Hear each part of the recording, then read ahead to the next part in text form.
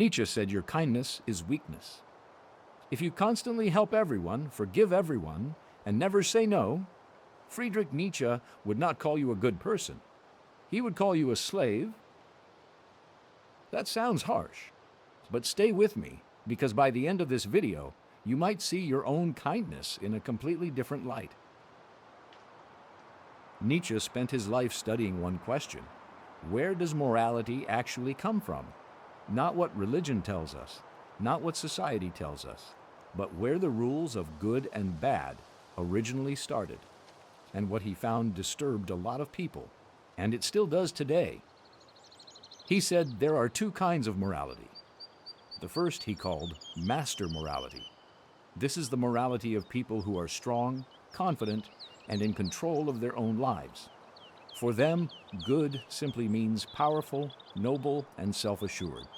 Bad just means weak or pathetic. Nothing complicated, nothing about guilt. Then there's the second kind, which Nietzsche called slave morality. This one was born differently. Imagine people who were weak, oppressed, unable to fight back against those in power. They couldn't win by strength, so they had to win by flipping the entire value system. They started calling humility good. They started calling meekness good.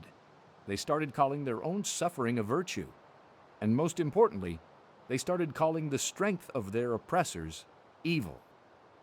According to Nietzsche, this is where a huge part of our modern morality actually comes from. Not from wisdom, not from truth, but from resentment. From people who couldn't compete, so they redefined winning as something shameful and losing as something holy. Now here's where it gets uncomfortable. Think about your own kindness. Really think about it.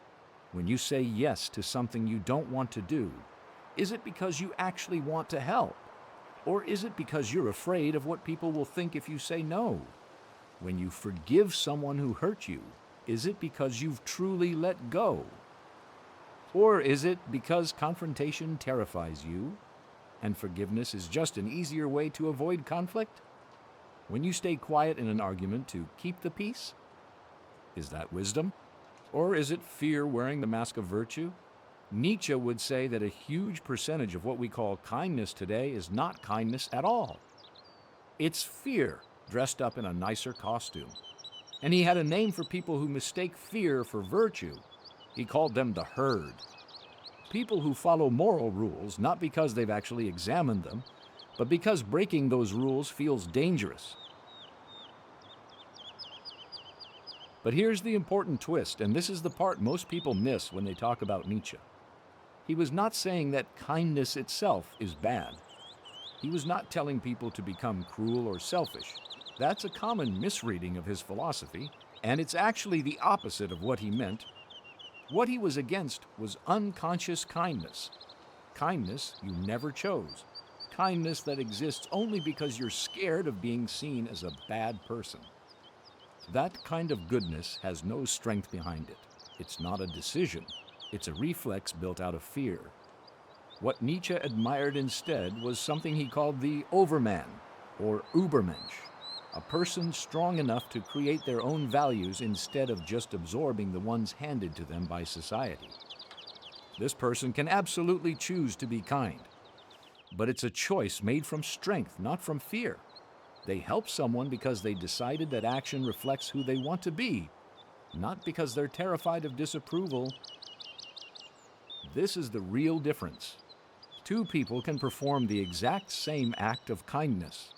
One does it because they're scared not to. The other does it because they freely chose it. From the outside, these actions look identical. But according to Nietzsche, they come from completely different places, and only one of them is a sign of real strength.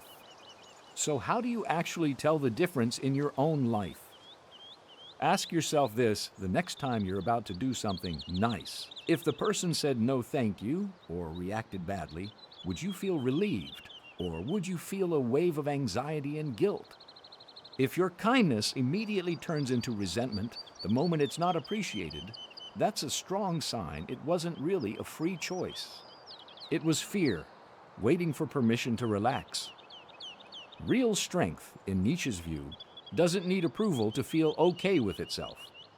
A strong person can help someone and feel completely fine if that help is rejected, ignored, or even criticized, because the action was never about getting a reaction in the first place. It was simply an expression of who they are. This idea applies far beyond just being nice to people. Think about how often you avoid saying what you actually think, just to keep everyone comfortable. Think about how often you apologize for things that aren't your fault, just to end an uncomfortable silence. Think about how often your entire personality shifts depending on who you're talking to, just so nobody dislikes you. Nietzsche would look at all of that and say, "This isn't goodness.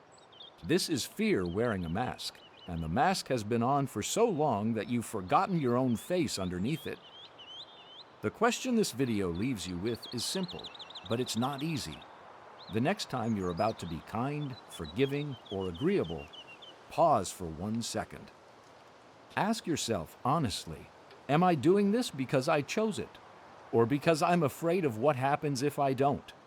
You don't need to become cold or cruel to answer that question honestly. You just need to become aware. And according to Nietzsche, that single moment of awareness is the first real step from being part of the herd to actually becoming yourself. If this made you see your own behavior differently, that's exactly the point. Sit with that discomfort for a moment instead of rushing away from it.